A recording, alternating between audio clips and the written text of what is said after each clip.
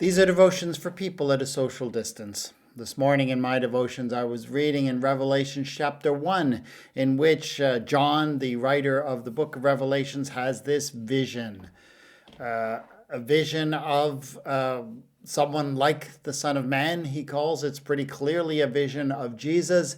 And this is how it's described. His head and his hair were white as white wool, head and hair, white as snow. His eyes were like flame of fire, his feet were like burnished bronze, refined as in a furnace, and his voice was like the sound of many waters. In his right hand he held 7 stars, and from his mouth came a sharp 2-edged sword, and his face was like the sun shining with full force. Yikes, that's a pretty scary thing to see. You know, a vision, yeah, it's maybe not reality, but it is this vision, and it's obviously a metaphorical description, but kinda terrifying. And so, John says, when I saw him, I fell at his feet as though dead. Kind of an understandable reaction.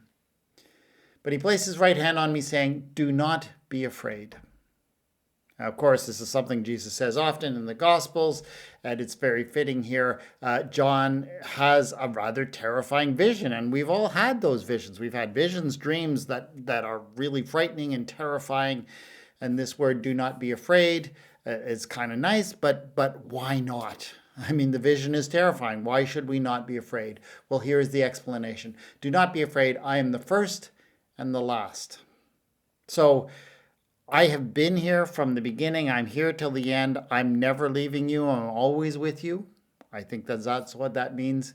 I am the living one. I was dead, and see, I'm alive. So Jesus, simply by virtue of passing through everything, death and life, has shown us that there's nothing in all of that of which we need to be afraid.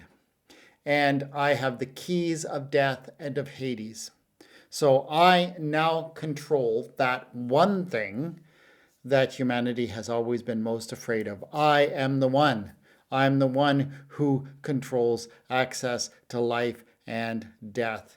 And, you know, that kind of power, you know, any individual having that kind of power is, of course, a scary thing. Who would you like to, you know, you might see that as a reason to be afraid, right? Here is somebody who controls this very thing that I find so very frightening. But of course, the thing that makes it different is who this is. Who this is. This is someone of whom we need not be afraid, because this is a person who is the very personification and demonstration of the incredible love of God. So we do not need to be afraid, even though he has this kind of power, even though he controls these very things. What it means is that in our death, you know, in this thing that we do fear, we will find ourselves under the control of this person who has shown us the depths of love that we can scarcely imagine. Whose hands else would you ever want to be in as you face this thing you fear most?